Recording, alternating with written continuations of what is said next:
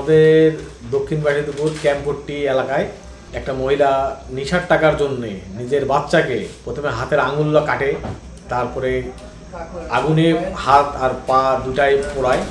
বাচ্চা যখন চিৎকার করে তখন আমরা এলাকাবাসী আসলাম, যখন অবস্থায় তুমি দেখলাম, দেখার পর আমরা সঙ্গে সঙ্গেই আমরা হাকিমপুর থানাকে ফোন দিয়ে বললাম বিস্তারিত এরকম যে নেশার টাকার জন্যে বাচ্চাটাকে প্রতিবন্ধী করে নেশার টাকা যোগান দেওয়ার জন্যেই বাচ্চাটাকে প্রতিবন্ধী করার জন্যই ব্যবস্থাটা নিছে।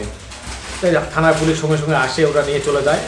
আমাদের কাছে আসা হচ্ছে কয়েকজন পুলিশ সদস্য আমাদের কাছে বাচ্চাটাকে নিয়ে আসার পর দেখি হচ্ছে বাচ্চার পায়ের এক অংশ, ডান পায়ে থায়ের যে রিজনটা, ওখানে হচ্ছে একটা বড় একটা ক্ষত,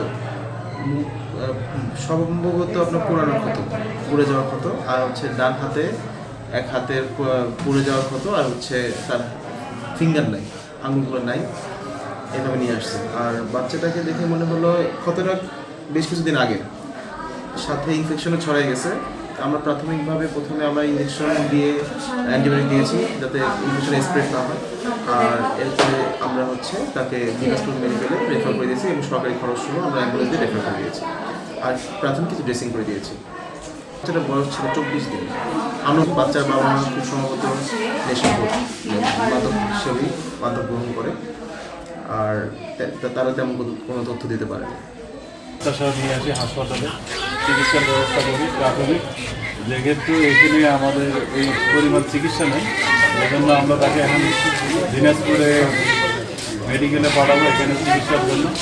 এবং এখানে চিকিৎসা করতে যা আর্থিক সহায়তা লাগে আমরা উপজেলা প্রশাসনের মাধ্যমে আমরা এইটা ব্যবস্থা করি। Well done, side by side, free.